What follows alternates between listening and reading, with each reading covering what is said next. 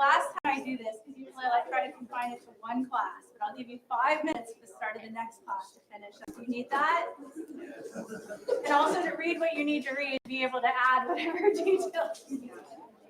But next time, I will not do that. Have a good weekend, guys.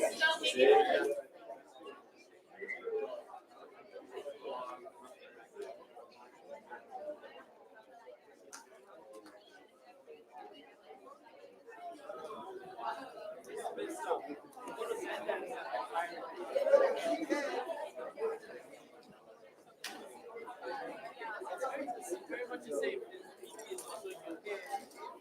Your own stuff and they like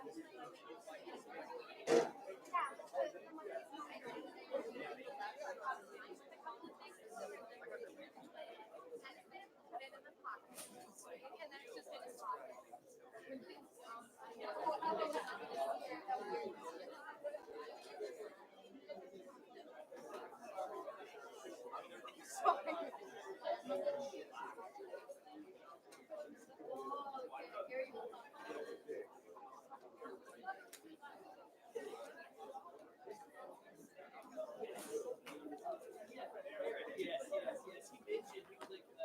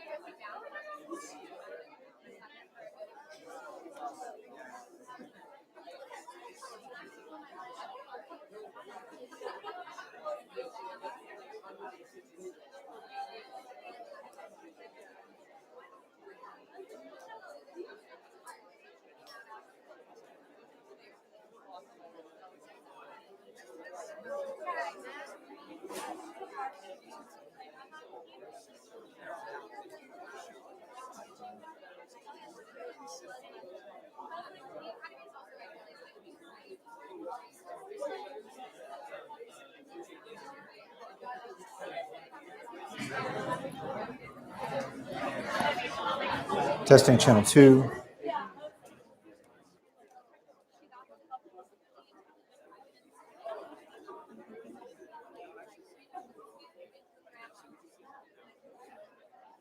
Channel 1 test.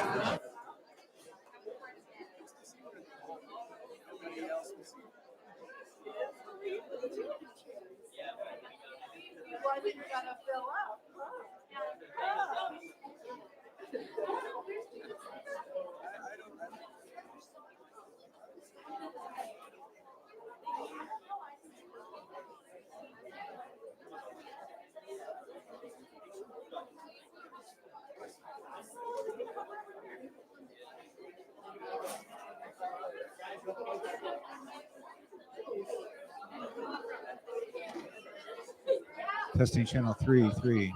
Testing channel 3, 3, 3, 3, 3, 3.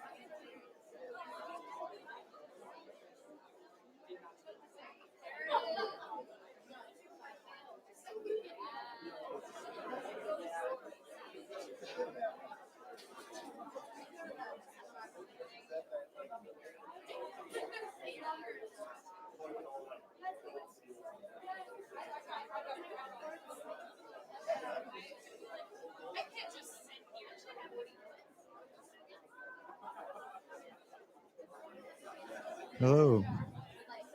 Hello. Hey, folks. Hi, everybody. Can I have your attention for a minute? Hey, the college is super excited that this is a very popular event. We're very proud to have the recent winner of the Palme d'Or at Cannes Film Festival join us. We do have an overflow room in the BMC second floor auditorium that we're setting up. There's a class in there right now, but hopefully to let out at least 10 minutes before this event starts. So if anybody wants to take a seat up there and make themselves more comfortable, you're welcome to go ahead and watch it up there. At some point, we're going to be exceeding the fire marshal limit for this room, and we may have to ask people to leave. So just be aware of that possibility. Thanks.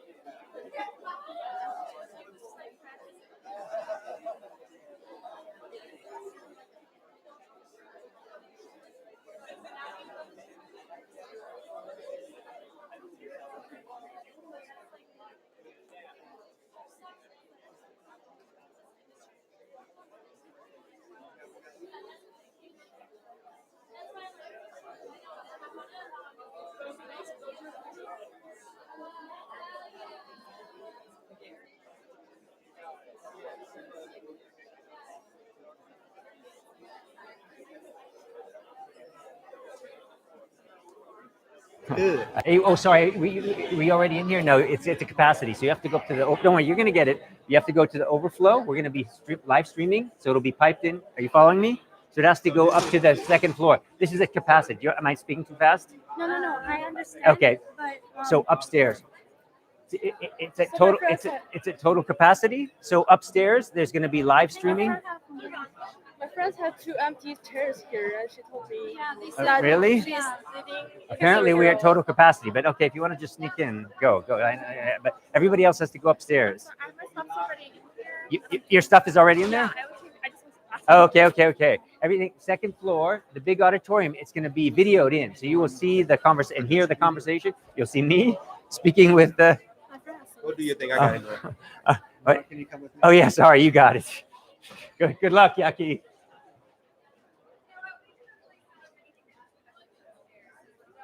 Okay, I'm not gonna. No, I've got 7. All right. Hi there. Green room? Is that what you're taking me? Yeah. Okay, I figured it might be. Look, you got all the secrets. Okay. What a pleasure. That's it. Nice to meet you as well.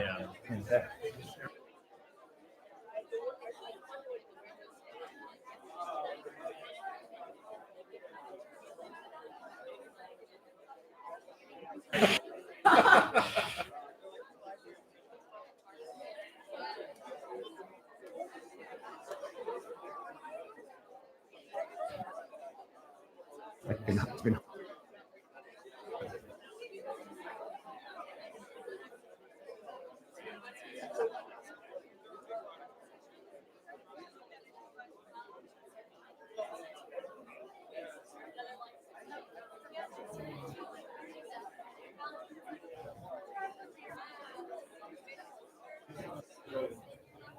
you tell us when.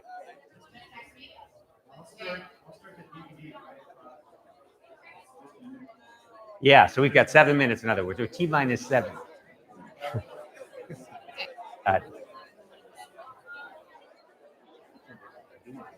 See the sizzle. The sizzle goes. Yeah. All of your movies that I'm except to see.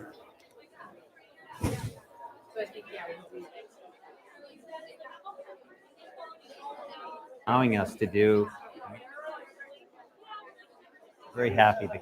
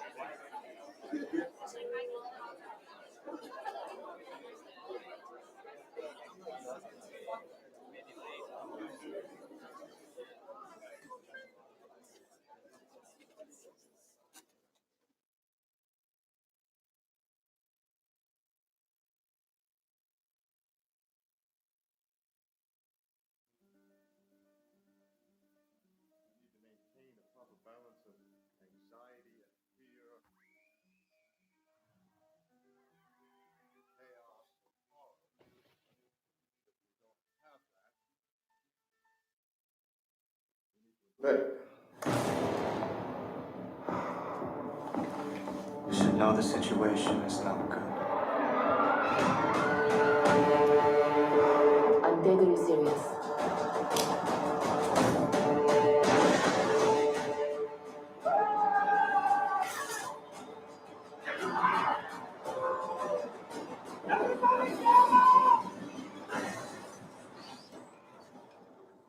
Open the gate.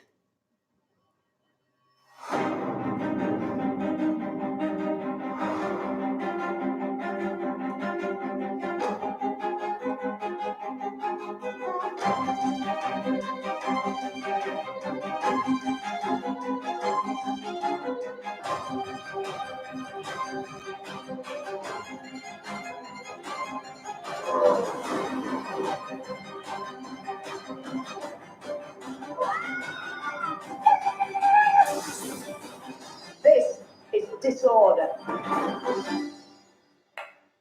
This is size 10 chaos.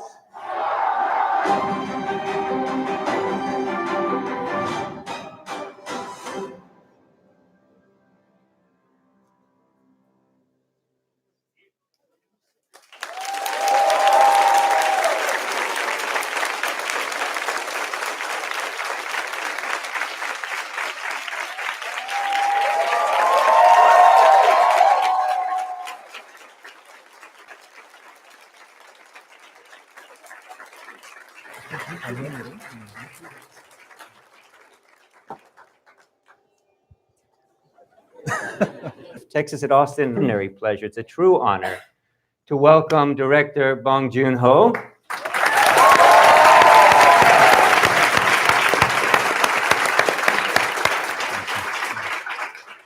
And we have to his left, we have Assistant Sharon, right?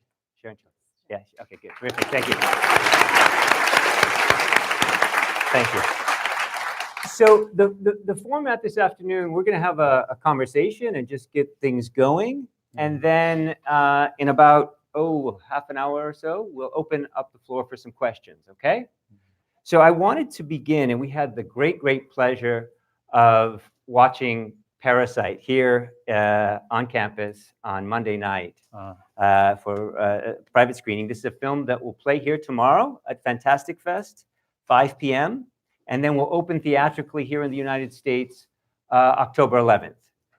It opened in Korea, I understand, in May. And of course, this is a film that was awarded with the Palme d'Or this year at the Cannes International Film Festival.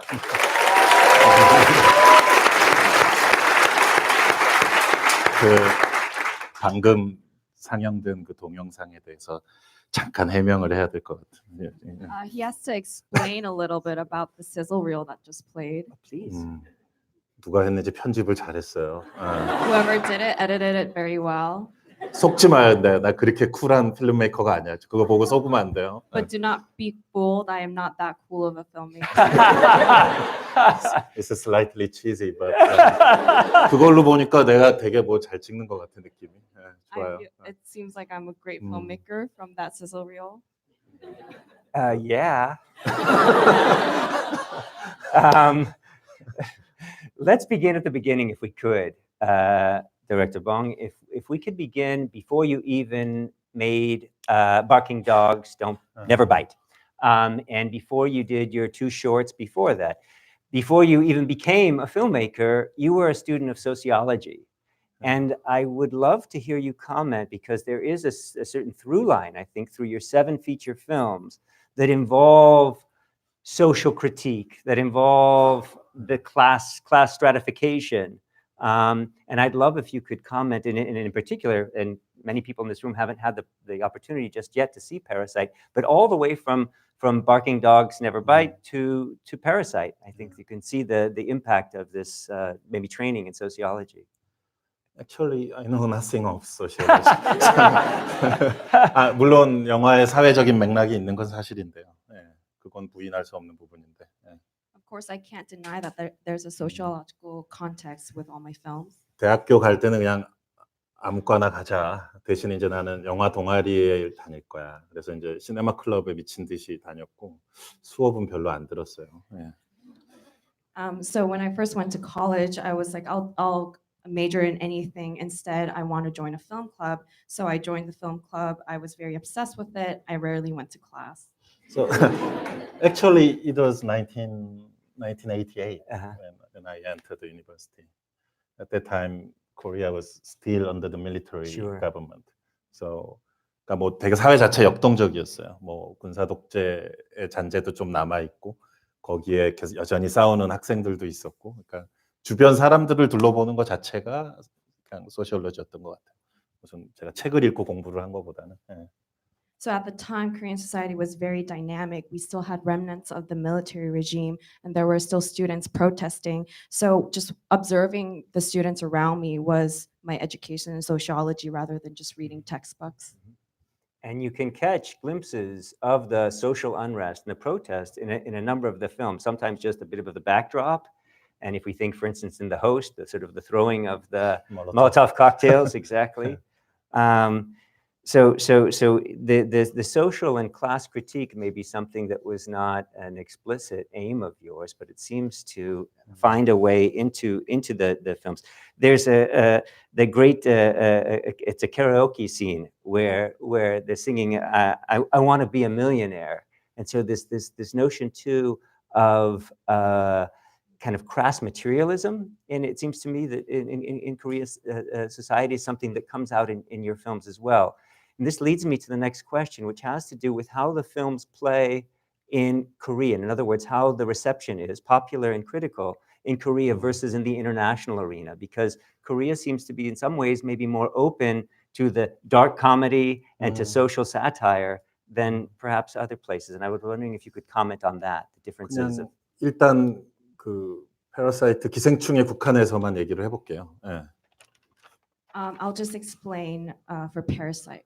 뭐 미국이나 이런 뭐 유럽에서는 아무래도 이제 장르에 대한 장르가 어떻게 뒤섞이는지 뭐 이런 식의 관점에서 많이 보는 것 같고요. 한국에서는 더 현실적으로 많이 반응이 있죠. I think in the US or Europe, a lot of people comment on how my films mix a variety of genres, but I think Korean audiences tend to receive the film as being very close to reality. 그 자기 삶의 상태에 대해서 막 언급하는 분들도 많이 있고 영화 끝나고 나가면서 이렇게 자기 몸의 냄새를 맡았다는 분도 있고 막 그래요. So a lot of people mention how their own lives are, and a lot of people smelled themselves as they left the theater after Parasite. Well, scent, I'm glad we came to this question of scent because it's so important for your latest film. And I was curious what brought you to that. I also wanted to ask you if I could, Parasite, and again, many people have not had the opportunity to see it, but it began as a stage play, if I'm not mistaken. You were considering writing it for the stage.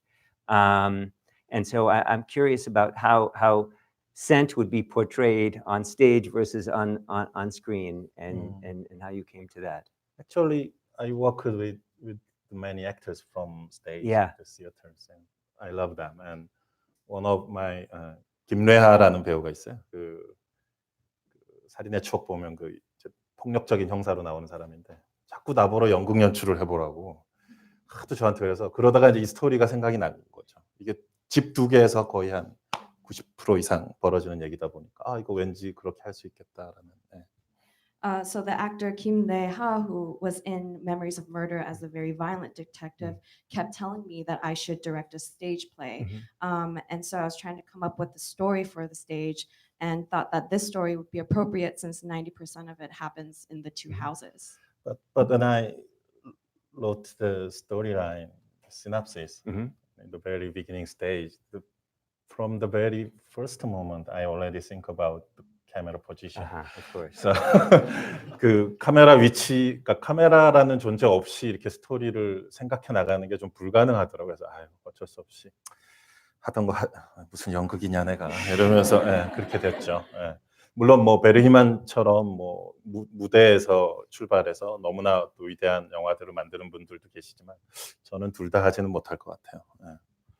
So without thinking about the camera, it's impossible for me to develop the story. So I was like, who am I? I can't do stage. I'm just going to do what I've been doing and write a script. And of course, there are filmmakers like Bergman who started from the stage and then went on to create amazing movies. But I don't think I can do both. I'd like to address a recurrent character that seems to populate a number of your films. And this is this character of the lovable loser. Someone you seem to be particularly fond of, and I think is also a character who has a lot of traction in terms of the Korean reception of your films. One of the great actors who performs these roles of the lovable loser is Sang Kang-ho. I don't know whether I'm saying his name correctly, but he's one of the greatest actors today on the world stage. Yeah, of course. And he came out of the theatrical tradition and made the crossover then to film. But I would like if you could maybe speak a bit about working with him and working with actors in general. The case of Song, he's in Memories. He's in Memories of Murder. He's in The Host. He's in Snowpiercer, and then latest he's in Parasite as well.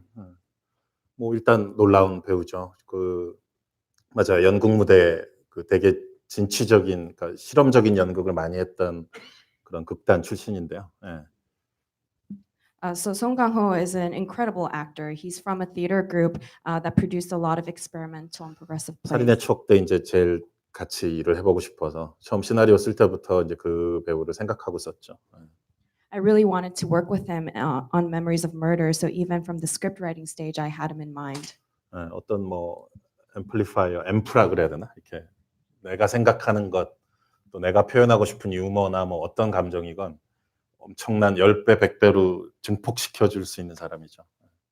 So he's basically an amplifier, regardless of what I want to portray, the humor, the emotions that I want to portray through this character. He amplifies it tenfold, 100fold. 기생충도 처음부터 그 사람을 생각하고 쓴 스크립트인데요. 그렇기 때문에 가능했던 장면 같은 게 있었어요, 사실은. So even for Parasite, I wrote the script with him in mind, and there are a couple scenes that were only possible because I already had him in mind from the script writing. 여기 강의실에 안 본 분들 있을 테니까 내가 스포일링 차원에서 자세히 얘기는 안 하겠는데. 예. So since some of you have not seen the film, I won't go into detail to not spoil the film. You know, there is some crucial moment in the climatic sequence. It's very 그 부분은 사실 되게 미묘하고 논란이 될 수 있는 저 인물이 왜 저러지? 또는 당연히 저렇게 할 수 있지라는. 근데 송강호라면은 이 배우라면 100% 관객을 이 배우라면 설득해낼 수 있을 것이다. 또는 설득 못하더라도 저것이 말이 안 되진 않는다. 통역을 어떻게 해야 돼? 말이 안 되진 않는다라고 관객이 생각할 거란 믿음이 있었어요. 그래서 내가 시나리오를 쓸 때 송강호라는 존재를 생각하고 썼을 때 더 많은 자유가 있는 거죠. So that climactic sequence is very subtle and it can be quite controversial. People may see it and think, why would he even do that? But with Song Kang-ho, I was 100% confident that he would be able to convince the audience. And even if he can't persuade the audience, no one would think that it doesn't make sense. So writing the script with him in mind, it gave me even more freedom. So you wrote it, in other words, from the beginning with him in mind. Is that correct? Yeah. And was that true in any of the previous collaborations that you had of the other 3 features in which you worked with him? I mean, the first one presumably not. The first one was Memories of Murder, right? 예. 그 쓸 때 모르겠어요. 내 작품을 했는데 매번 다 생각하고 한 거였고요. 영화를 스크립트로 완성한 다음에 캐스팅하는 그런 과정은 아니었죠. So with all 4 films that we worked on together, I always wrote the characters with Song in mind. It wasn't as if I finished the script and then tried to cast him. In case of Parasite, there were 3 actors I already in my mind during screenwriting. It was Song Kang-ho and the son, young son, and the original housekeeper, Moon Kwang. 3 of them was in my mind already. Yeah. All brilliant performances. 예, 그 배우 한국에 훌륭한 배우들 많이 있어요. 그 좀 이상하고 특이하면서 훌륭한 배우들이 많이 있고, 저가 특히 영국 무대 쪽 배우분들 많이 일을 했죠. There are a lot of amazing actors in Korea, a lot of strange, unique, but incredible actors. And I worked with stage actors frequently.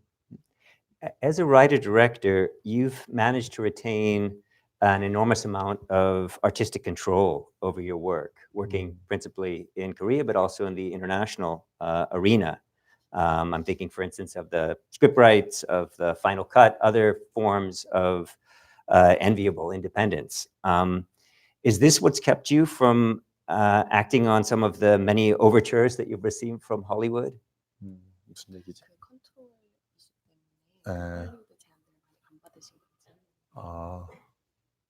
꼭 그런 건 아닌데 그 설국열차란 스노우피어서라는 영화가 있었죠. 이게 이제 영화를 만드는 과정에서는 아무런 100% 자유롭게 찍었는데 그거를 배급하는 과정에서 약간 뭔가 좀 텐션이 있었던 건 사실인데 좋은 경험이었던 것 같아요. 미국 배급하는 과정에서 조금.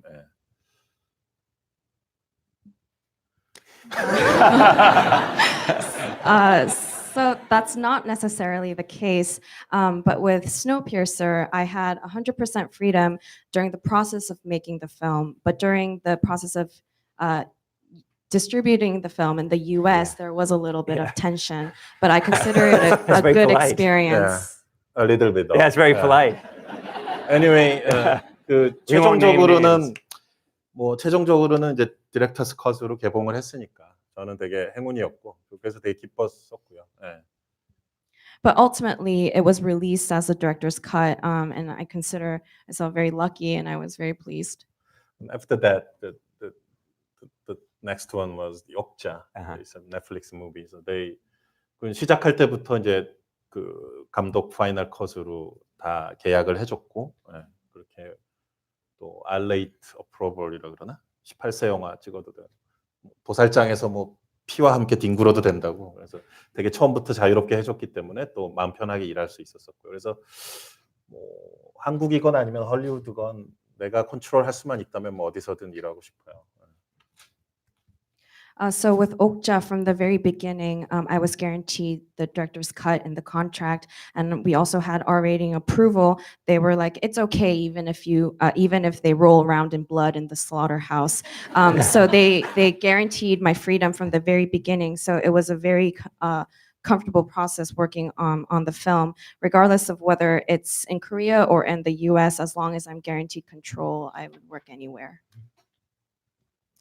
Let's return, if we can, for a moment to Memories of Murder from 2003, and in particular to the final shot of that film, when Detective Park, played by Song Kang-ho, stares directly into the camera, breaking the fourth wall. In the absence of an actual arrest in that film, what we have is an arresting image, an image that's very, very reminiscent of, for instance, the final shot of Truffaut's 400 Blows in freeze frame on the beach of Antoine, or the final shot of Porter's The Great Train Robbery, staring directly in the camera with the camera. I was wondering if you could speak to that, and then also, as some of you have maybe followed in recent weeks, there was the announcement in the news that the actual murder was finally last week. Last week, exactly, which is it was perfect timing for your visit. But maybe you could speak to that last scene. I just would love to hear about the question of the choice of that shot, that arresting image. 그 다 연관된 문제인데 얘기하자면 참 길죠. 한 2박 3일 정도 얘기할 수 있는 문제인데. 예. So everything is all connected. It would take me 3 days to explain everything. 그 뭐랄까 카메라를 보는 아까 뭐 프랑스와 트리포 얘기도 하고 그랬지만 뭐 그 영화 역사상 그런 장면들이 없진 않았죠. 그렇지만 여전히 좀 터부시되는 면이 있죠. 그렇게 배우가 렌즈 한복판을 본다는 것을. 그래서 그걸 촬영할 때는 약간 배우나 그 DP 촬영 감독은 약간 이거 이렇게 해도 됩니까? 라는 약간 망설임은 있었었어요. 예. So there have been films where the actor looks directly into the camera. You mentioned Truffaut, but even then, it's still considered a little taboo to break the fourth wall. So when we were shooting that scene, the actor and cinematographer were a little bit hesitant. They were like, "Can we actually do this?" 근데 그냥 보라고 렌즈 한복판을 보라고 그랬어요. 괜찮다고. 오히려 렌즈 정중앙을 봐야 된다고. 딴 데를 보지 말고. 예. But I told him that it's okay. Just look into the camera, look straightly into the middle of the lens. Because at that time, it was quite painful. Whenever I imagine the real serial killer, maybe he can come to theater to see the movie, the story about himself. But at that time, still nobody know who is the murderer. And 범인이 와서 그 영화를 그냥 이렇게 추억하듯이 즐긴다고 생각하니까 되게 기분이 안 좋았거든요. 그래서 마음이 복잡해지고 그래서 실패한 형사랑 만약에 그 영화관에서 앉아서 범인이 보고 있다면 이렇게 서로 눈을 마주치게 해주고 싶었던 면이 있었고요. 네. So I felt awful and very complicated, thinking that the actual murderer could come into a theater and sort of reminisce on his murders and enjoy the film. And so I really wanted to create this moment where the failed detective can look into the eyes of the actual murderer. 근데 이제 일주일 전에 뉴스가 나왔단 말이에요. 근데 94년부터 계속 감옥에 있었더라고요, 그 사람이. 근데 그 감옥에서 TV로 이제 살인의 추억을 해줄 때 그 사람이 본 것 같다고 뭐 같이 방에 있었던 사람이 증언을 했는데 그게 어디까지 팩트인지는 모르겠어요. But the news broke out a week ago that the actual murderer was caught, and it turns out that he was in jail from 1994. But some people who have been in the room with him at the time testified that when the film played on TV, he was there watching it. 다른 살인 사건으로 그 사람이 무기징역을 받아서 94년부터 쭉 있었던 거죠. 다행히 교도소에. 근데 이번에 이제 DNA 조사를 통해서 이제 그 연쇄 살인의 범인이란 것도 밝혀진 그런 케이스라서. 예. So he was actually sentenced to life for another murder, but recently through DNA testing, it was revealed that he was the murderer for those cases. 살인의 추억, 이제 memories라는 그 추억이 되지 않았으면 좋겠다는 뜻에서 만든 거였거든요, 영화를. 우리가 이 사건을 기억해야 된다. 그 범인이 어딘가 존재한다. 그래서 이제 영화가 이렇게 스크린 그 네모난 프레임 안에 갇히면서 끝나는 게 싫었어요. 그래서 그 스크린과 이 관객 객석의 어떤 경계선을 좀 깨고 싶었던 거죠. 그래서 송강호가 주인공이 카메라를 봤으면 싶었다라고 했던 거고요. So I made this film Memories of Murder so that we don't just remember these cases, we don't reminisce on them. We have to remember that this murder actually exists. And I didn't want the story and this issue to be just to be caught or imprisoned in the square frame of the film. And so I wanted to break that boundary between the screen and the audience, and that's why Song Kang-ho looks into the camera. Actually, during screenwriting, I met so many people around the case, the family of victim, and also some detectives and the journalists at the time. But the one person I could not meet was, of course, it's the man, the serial killer. So 너무 생각을 많이 했어, 몇 년간 그 사람에 대해서. 그 사람의 얼굴을 내가 상상해서 그려보기도 하고. 근데 이제 봤어요, 사진을 일주일 전에. 예. So for years, I thought so much about this man, the serial killer. I imagined what he would look like and actually drew a picture of his face. And a week ago, I was finally able to see what he looks like. You remember in the very last scene of Zodiac, the David Fincher's film, Yeah. there is a great moment. The Jake Gyllenhaal finally visit the place and just watching him, eye contact with the Very killer. different role for Jake Gyllenhaal than he does in Okja. Yeah, very different. But anyway, 그 순간이 있잖아요. 그 살인자 또는 살인자라고 믿어지는 그 사람을 딱 눈을 마주보는 순간이 있는데 저는 그 심정을 되게 잘 이해했었어요. 그 제이크 질레놀 캐릭터가 그렇게 거기 가서 그 사람 형사도 아니고 이제 뭐였지? 카투니스트였죠, 직업이. 그런 행동을 할 수밖에 없는 그 느낌을 저는 너무 잘 알았죠. So you see this moment when he locks eyes with the murderer, and I completely understood how he was feeling in that film. He wasn't a detective, he was a cartoonist, but he went there, and I just understood what he felt. Two last questions, and then we'll open things up. But the first one you mentioned, when you were not attending your classes as a sociology student, and instead were going to the film club and screenings and so forth, and then during your formal education in film, I'm sure you've seen lots and lots of movies and been sort of immersed in that celluloid and now digital universe. And I'm curious if you could comment on some of the filmmakers you've found to be most influential. I mentioned this, the final scene of 400 Blows. I mentioned Truffaut. I know you've collaborated with Leos Carax, for example, and I find that, Holy Motors, that film, and then when watching Parasite, there's a certain gonzo style, a certain gonzo quality to the filmmaking that's very, very bold, very visceral. But there are a number of others. I think Hu Xiaoshen and Edward Yang has been mentioned in light of your background and your career. But I was also thinking of David Lynch. There's the scene in Mother when she's hiding in the closet and she's looking at when the second, exactly. And it reminds me very much of Blue Velvet.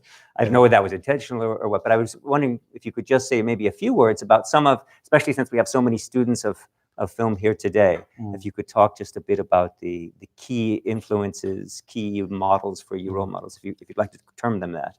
대학교 때 그 시네마 클럽에 있거나 무슨 그 당시에 이제 시네마테크 같은 데 다니면서 영화를 보고 막 공부하고 이럴 때는 아시아 영화들을 많이 봤던 것 같아요. 의도적으로 아까 얘기한 후샤오셴이라든가 뭐 일본의 이마무라 쇼헤이라든가 이런 분들 아시아 영화들 많이 봤었는데 그때는 좀 즐기기보다는 의식적으로 내 공부해야 된다, 뭐 분석해야 된다 이런 좀 입장이 강했던 것 같고요. 예.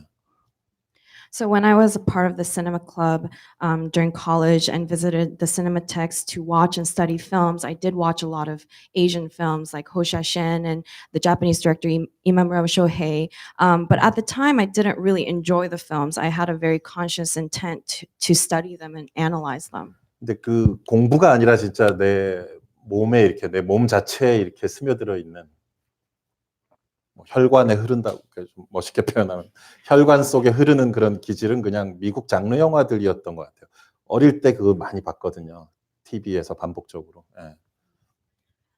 But the films that have really permeated my body and sort of flow in my bloodstreams, you can say, are the genre films from the US that I watched repeatedly when I was little. Quite many 1970s American films I'm fascinated. 그러니까 뭐그존 슐레징거 마라톤 맨 그런 스릴러 영화들에도 되게 미쳤던 경험이 있고 70년대 영화들에 많이 매혹됐던 것 같아요. So I was really fascinated by the 70s American cinema. I was really crazy about thriller films from John Schlesinger. And when I was in elementary school, there was a strange broadcasting station in Korea called AFKN, American Forces Korean Network. It's a TV channel for the U.S. Army in Seoul, in Korea. And 걔네가 이제 금요일 밤, 토요일 자정 미드나잇 이럴 때 이상한 영화를 많이 해줬어요. 그 식구들이 잘 때 나 혼자 그 영화를 많이 봤어요. 거기 주한미군 방송. So they played a lot of films at midnight on Fridays and Saturdays, and while my entire family was sleeping, I would watch those films on my own. Quite many sex and violence. 그 당시 한국 방송에서는 볼 수 없었던 그런 것들이 많이 있었죠. They played a lot of films that you couldn't really see on Korean channels at the time. 볼 때는 몰랐어요. 저 무슨 영화지? 하면서 봤단 말이죠. 그리고 또 영어를 못 알아들으니까 그냥 내 멋대로 막 내러티브를 막 재구성했었죠. 보면서.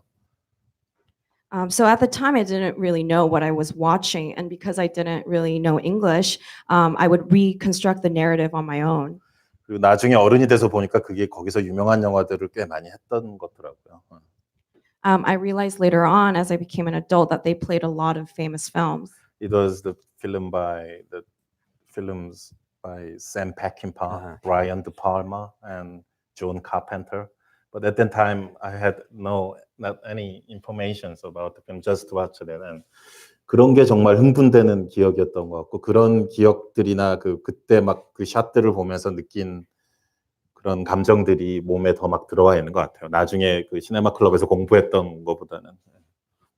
I really remember being excited by those films, and the emotions that I felt while watching those shots are really permeated in my body, and so they were a bigger influence than the films that I studied in college. Makes sense. My last question before we open up to the Q&A here has to do with your current project. And I was wondering if you could just say a few words. I understand that it's a story of a horrific incident that takes place in the middle of Seoul. That's all I know. And I know that only from a very recent interview that was conducted in Korea with you and that was translated into English. So I'm not even sure it's entirely accurate. But maybe you could say just a few words about the current project if you're okay talking about it. 아직 비밀인데. It's a secret. Okay. But it's okay. Was that a spoiler that I? 공포영화라고 그걸 부를 수 있을지는 잘 모르겠어요. 하여튼 뭐 제가 만드는 게 항상 장르가 좀 애매하니까. 근데 뭐 굳이 공포영화, 액션영화 어쨌든 좀 안 좋은 사건이 터지죠. 서울 한복판에서. So I don't really know if you can call it a horror film. All my films, the genre is always ambiguous. But if you had to describe it, it would be horror, action. It's about a disaster that happens in the middle of Seoul. 제가 이 아이디어를 한 2001년부터 생각했어요. 그래서 계속 한 18년째 계속 머릿속에 있는 아이디어인데 약간 강박 옵세션이 있죠. 그래서 꼭 찍긴 찍어야 될 것 같긴 해요. So I had this idea since 2001. I've been developing it for the past 18 years, and I have an obsession towards it. So I really do have to shoot this movie. 딱 하나만 팁을 드리자면, 뭐 여기 기자나 이런 분들은 없을 테니까, 딱 하나만 힌트를 드리자면 이게 뉴욕이나 뭐 이런 시카고 같은 데서는 찍을 수 없는, 그러니까 길거리를 딱 봤을 때 모든 행인들이 피부색이 거의 똑같아야 성립될 수 있는 아이디어의 영화예요. 그러니까 다인종 여러 인종의 여러 에스니시티의 이런 사람들이 있으면은 성립이 안 되는 호러인데 이거 뭐더 헷갈리나 이렇게 얘기하니까 어쨌든. 예. To give you guys one hint, since there are no reporters here, it's not a film that you can shoot in New York or Chicago. It only works if all the pedestrians on the street have the same have similar skin color. It wouldn't really work for a multi-ethnic location. More confusing. Well, look, before we open things up, let me just thank you very, very much for being with us and congratulate you on your work.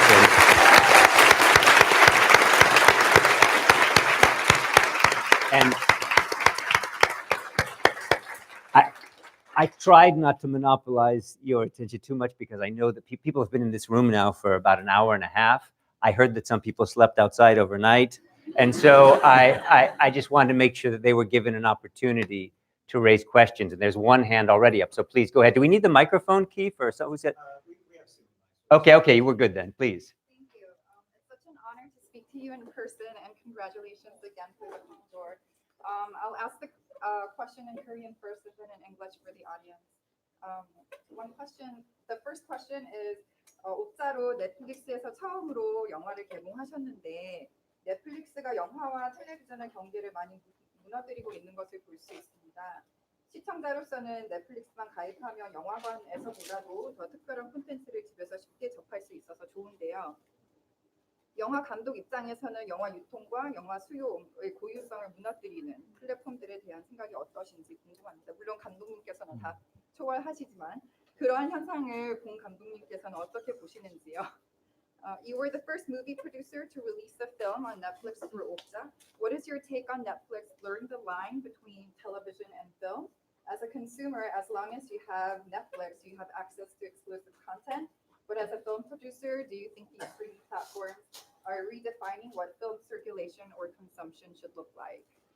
영화를 보고 즐기는 뭐 좋은 방법 중에 하나인 것 같아요. 스트리밍이 뭐 넷플릭스뿐 아니라 뭐 디즈니 플러스 이제 뭐 다 나온다고 하는데 좋은 방법이고 또 영화가 보존되는 또 일종의 디지털식의 아카이빙이라고 해야 되나? 보존되는 것으로서 좋은 방법인 것 같고. 근데 일단. I think streaming is a great way for people to watch and enjoy films. Now, a lot of companies are coming out with their own streaming platforms. I think it's a great way to preserve film as well as a digital archive.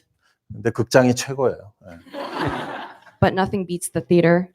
그 이유는 이렇게 스크린이 커서 또는 뭐 수백 명이 같이 보니까 그거보다도 화면, 그러니까 진행을 정지시킬 수 없는 유일한 장소이기 때문에 넷플릭스건 뭐 DVD건 블루레이건 뭐 어떤 건 보는 사람이 보다가 뭐 어떻게 기분이 뭐 전화가 왔건 뭐 화장실에 뭐 정지시킬 수 있거든요. 근데 수용자가 아니 관객이 정지시킬 수 없는 스탑 버튼을 누를 수 없는 유일한 곳이기 때문에 제 입장에선 좋아요. 그 만드는 사람 입장에서는.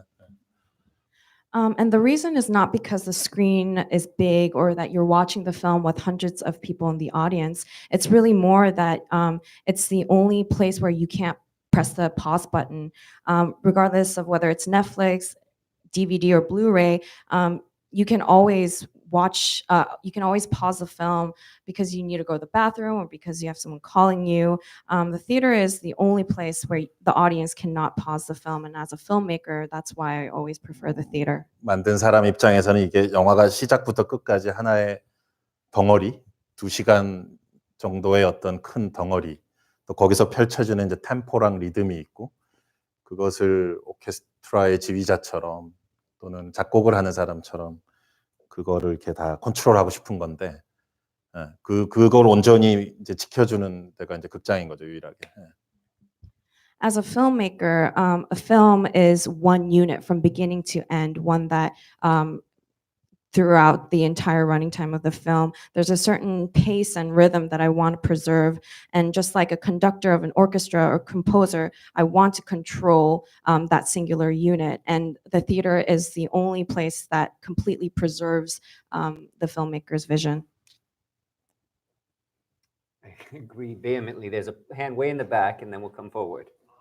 First of all, congratulations on the success of Parasite. And in regards to that, with last year's Lee Chang-dong's film Burning being very successful internationally, and now with Parasite being successful internationally, and both of these films dealing with very contemporary societal issues happening in Korea, do you think that it's time for international markets to be engaged in these society issues for the country in these particular films and in films to follow? 이창동 감독님은 제가 되게 존경하는 감독님이시고요. 또 최고의 또 각본가이기도 하고, 버닝도 되게 아주 강렬한 영화죠. 거기도 또 제가 옥자에서 같이 일했던 스티븐 연이 되게 뛰어난 캐릭터 묘사를 해내는데요. 네. I really admire director Lee Chang-dong. He is one of the best screenwriters, and Burning was such a powerful film. And of course, Stephen Yeun, who I worked with in Okja, showed incredible performance in that film. 근데 버닝 말고 또 그 시 포이츄리라고 시란 영화 2010년에 있었는데 그게 또 마더랑 또 묘한 연관성이 있어요. 저랑 이창동 감독님이 뭐 친하게 자주 보거나 같이 술을 마시거나 이런 사이는 아닌데 서로 간에 그런 묘한 연결 지점이 있어서 재밌는 것 같아요. 근데 마더는 반대로 마더가 1년 먼저 나왔고 그 다음에 이제 시가 나왔고 버닝과 이제 패러사이트는 그 반대인데 그래서 어떤 비슷한 주제 의식의 어떤 주변을 같이 맴돌고 있다는 그 느낌이 저로서는 뭐 기쁘죠. 영광스러운 것 같은데. 예. But even before Burning, with Poetry that came out in 2010, it has subtle connections with my film Mother as well. Director Lee and I aren't very close. We don't see each other very often, but there are always these subtle connections between our films. Mother came out a year before Poetry, and now Burning came out a year before Parasite. But I'm very honored and pleased that we seem to revolve around these similar themes. 그리고 그 이름이 뭐야 저기 금마 이름이 뭐지 저기 조던 필레. 예, 그 어스라고 있죠. 어스. 그것도 보면은 그것도 이제 부자와 가난한 그것도 계급에 관한 얘기죠. 그러니까 누가 뭐 위에서 이런 모든 것들을 여러 영화들을 컨트롤하거나 뭐 그런 마스터마인드가 있는 건 아니지만 많은 크리에이터들이 동시대에 그런 비슷한 주제 의식을 또 샵리프터스도 있잖아요. 고레다 히로카즈 감독 그분 최근에도 봤었는데 그래서 어떻게 보면 자연스러운 것 같아요. 지금 우리 시대의 문제에 대해서 창작자들이 이렇게 다양하게 여러 가지 다른 방식으로 말을 하고 있다는 게 자연스럽지만 또 흥미로운 부분인 것 같아요. And of course, there was Us by Jordan Peele that also dealt with this issue of the poor and rich and class. And it's not as if there's this mastermind who's controlling all these films from above. And there was also Shoplifters by Koreda Hirokazu. It's very natural that we as artists, talk about similar contemporary issues that happen in our society these days. We all find various different ways to talk about the issues we face in contemporary society. I think that's very natural, but also very fascinating. There's a hand right here. Obviously, there's a bunch of film students in here.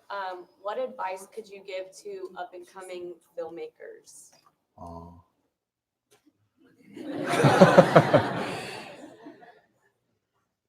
저도 이런 수업을 듣던 때가 있었어요. 그 영화 아카데미 전혀 관심이 없었던 소시올로지를 이제 사회학과를 졸업한 후에 이제 영화 학교를 1년짜리 짧은 영화 학교를 가서 수업을 듣던 때가 있었죠. So there was a time when I took classes like this when I was in the film academy. After I graduated, majoring sociology, which I was not interested in at all, I went to a short year-long program for filmmaking. 그때 하루하루가 되게 불안했던 기억이 나고요. 예. I remember being anxious every day at the time. 그러면서 동시에 또 이상한 자신감, 근거 없는 자신감이죠. 그러니까 누구도 나한테 좋은 소리 안 하는데 나 혼자 그냥 내가 최고야 막 이러면서 약간 그런 이상한 두 가지 막 괴로움과 뭐 자신감이 막 뒤섞인 시절을 보냈던 것 같은데. 예. But at the same time, I strangely felt very confident, and it was sort of baseless confidence. No one gave me any compliments, but I was like, "Oh, I'm the best," in my mind. And so I remember those days being a strange mix of just despair and confidence. 그냥 자기 자신을 위해서 본인이 보고 싶은 영화를 찍는 게 제일 좋은 것 같아요. 거기에만 집중하는 게. 근데 사실 뭐 말들을 많이 하잖아요, 주변에서. 뭐 파이낸싱이 뭐 그린라이트가 켜지려면 이런 걸 해야 돼. 뭐 어느 배우는 이런 걸 좋아하는데, 근데 사실 뭐 여러 가지 말들이 많고, 특히 인더스트리에 있는 사람들을 만나면은 막 이 소리 저 소리들을 막 할 텐데, 뭐 그런 소리를 뭐 좋은 얘기들이죠 다. 근데 결국은 어쩔 수 없을 것 같아요. 그러니까 우리가 다 되게 강박적인 사람들이고 정상적인 사람들 아니에요. 우리가 다 지금 여기 여러분들도 그렇고 나도 그렇고 어차피 정상적인 평범한 삶을 살긴 좀 힘들 거예요. 그러니까 어차피 그렇기 때문에 그 자신의 강박적인 어떤 집착에 충실하는 게 좋은 것 같아요. 자기가 정말 보고 싶은, 자기가 찍고 싶은 뭐가 있을 거 아니에요, 이미. 예. So I would say that just focus on yourself, focus on the films that you want to see and shooting those films. You will hear a lot of things from people around you about how financing works, what you have to do to get a green light, what certain actors like. You will hear so many of these things, especially from people in the industry, and they're all good advice. But in the end, we're very obsessive people. No one here, including me, is normal. It will be very difficult for you guys to lead a normal life. So if that's the case, then just be faithful to your obsessions. There was a question here, and then we'll move to this side, so go ahead. When you're writing your scripts, you were talking earlier about how persuading the audience, and you write sometimes with certain characters in mind, and then of course, everything you write comes from within yourself. So when you write your scripts, who do you write them for more so? Characters or your audience or yourself? And if it is a combination of all three, how do you balance those interests and discover when it's right? 그 되게 실질적인 질문인데 모르겠어요. 그러니까 저는 플롯이나 시츄에이션이 사실 먼저 더 오는 경우가 많아요. 그러니까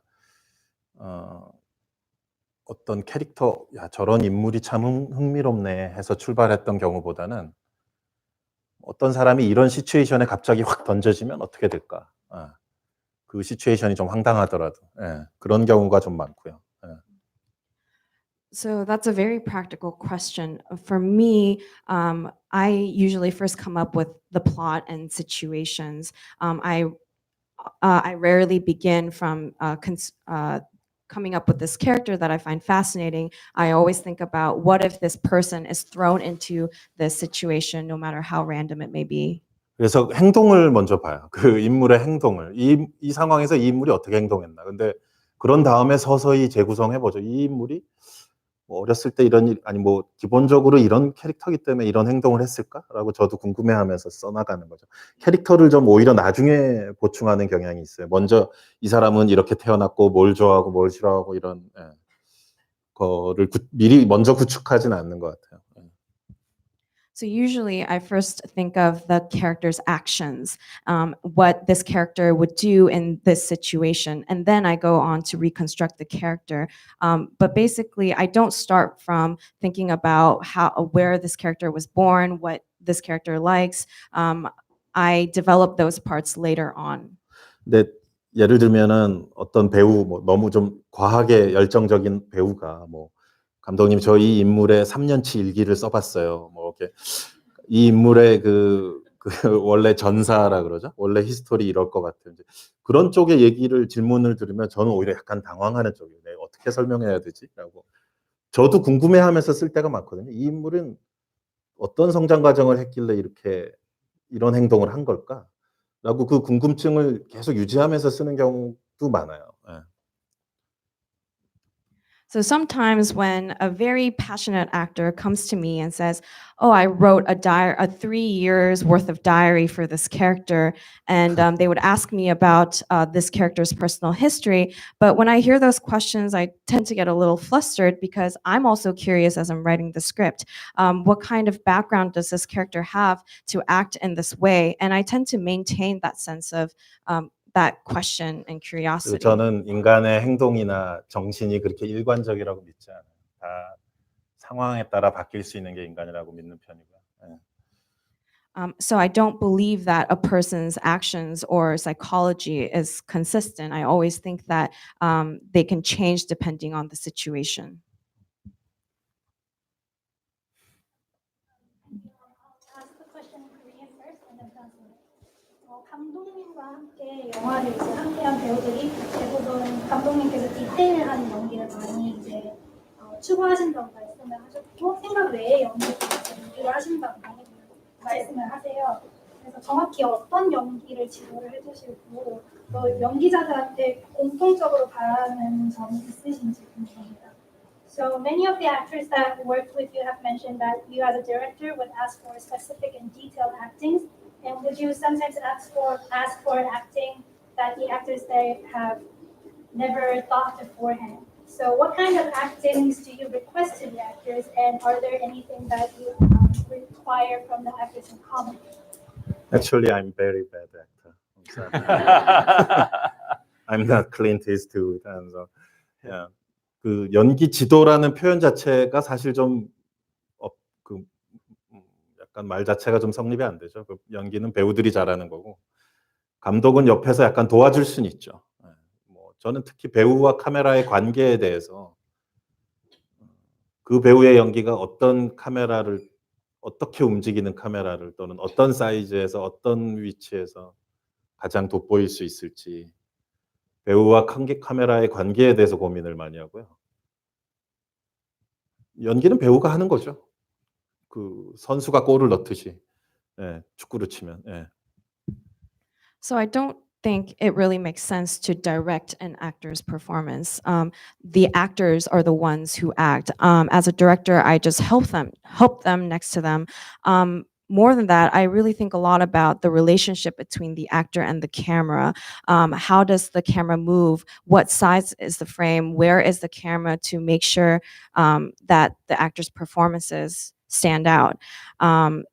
Actors are the ones who act, as soccer players are the ones who score the goal.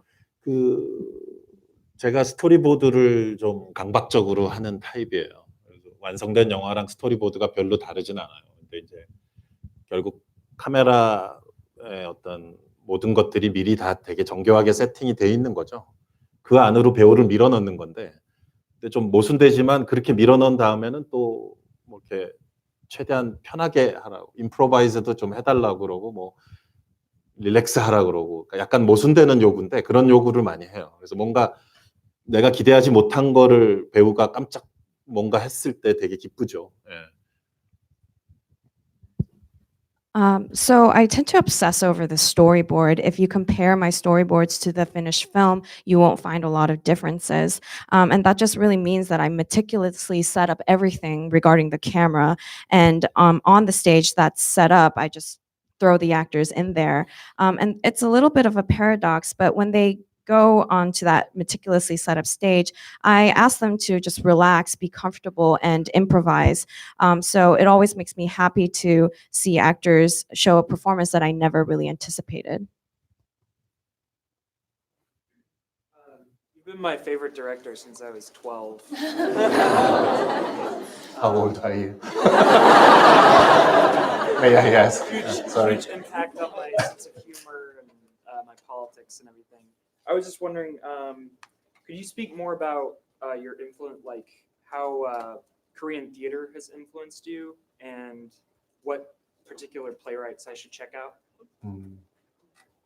한국 연극 어느 나라나 연극이 그렇지만 이제 해외에 알려지긴 좀 쉽지는 않은데 이제 송강호 씨가 송강호 씨가 이제 있었던 연우 무대라는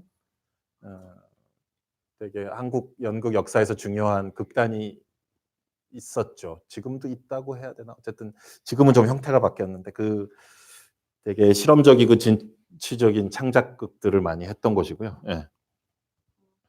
So, like with theater pieces from other countries, it's kind of difficult for them to be known internationally. But I would say the theater group that Song Kang-ho was a part of, called Yeonu Mudae, that theater group is very important in the history of Korean theater. And now it's a little bit, the theater group is a little different, but they are very experimental and original. And the other actors, maybe you remember the major suspect, the third suspect in the Memories of Murder, very young guy, young and white guy. He's also from the stage, and also the detective who has a big face, in the Mother, Yoon Jae-moon. He's a great actor. He's also from the stage. So 그 배우들은 그 박근영 선생님이라고 이제 또 되게 천재적인 희곡 작가인데 그분 공연에서 많이 봤던. 근데 우리가 연극 배우 스테이지 액터라고 하면은 약간 선입견을 가질 수 있죠. 뭔가 너무 이제 약간 오버액팅을 한다거나. 근데 사실 그렇지 않아요. 그거는 배우들 개개인마다 다른 거고 그런 편견을 저는 전혀 가질 필요 없다고 봤고, 그래서 연극 무대를 돌아다니면은 확실히 좋은 재능들이 많이 있죠. And those actors, I often saw them on plays written by a genius Korean playwright. His name is Park Kun-hyung. And with stage actors, we tend to have this preconceived notion that they sort of exaggerate. But I think that really depends on the individual actor, and that's definitely not the case. If you go around and watch theater pieces, you will definitely be able to find great talent.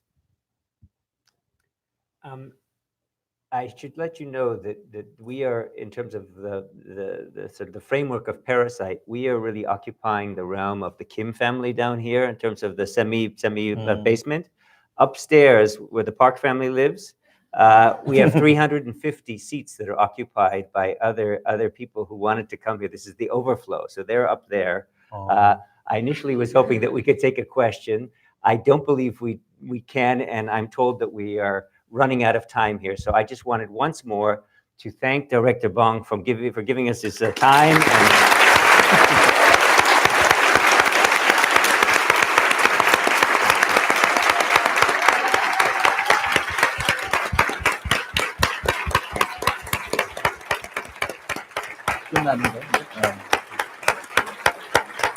Thank you. Yeah, my pleasure, my pleasure, my pleasure. And Parasite tomorrow, 5 p.m. at Fantastic Fest, opening theatrically October 11th. Go see it. Thank you.